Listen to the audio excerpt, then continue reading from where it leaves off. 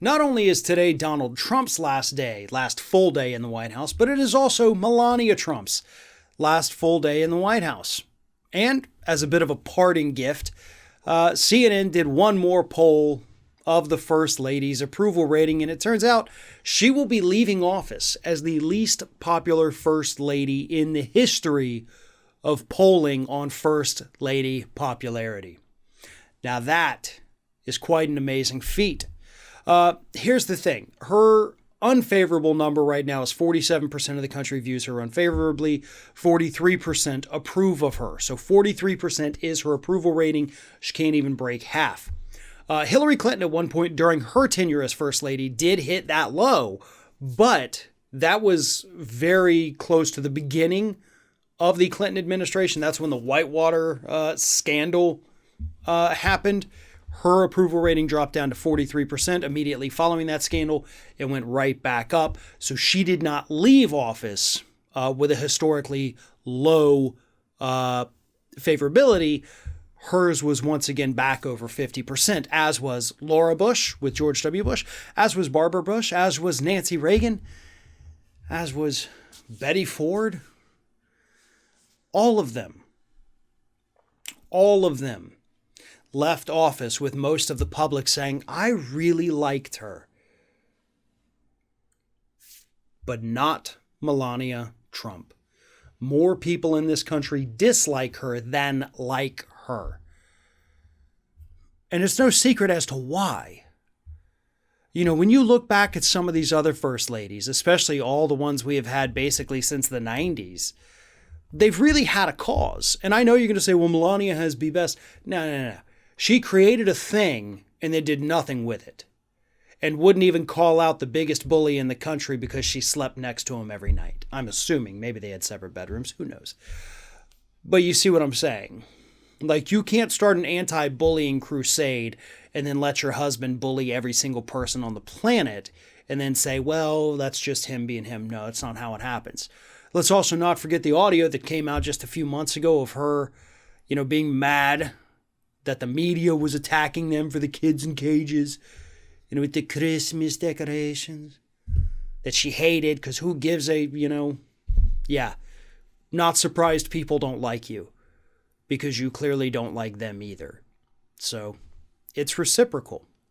And Melania Trump will not have all the goodwill that the former first ladies have. They will not, she will not be the one redeeming factor of that individual. That's kind of what Laura Bush was for George W.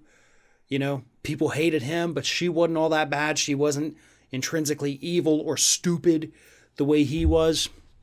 A lot of people unhappy with Obama's foreign policy, but then again, you got Michelle. She was still a good woman. Very good first lady with her initiatives. Same thing with Laura Bush with education.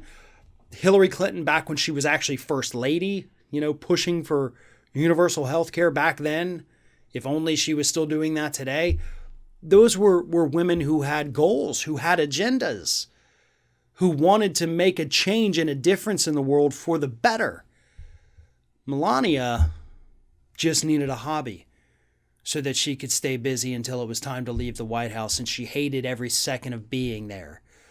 So it's only fitting that she leaves that White House as the least popular first lady in the history of polling on the popularity of the first lady.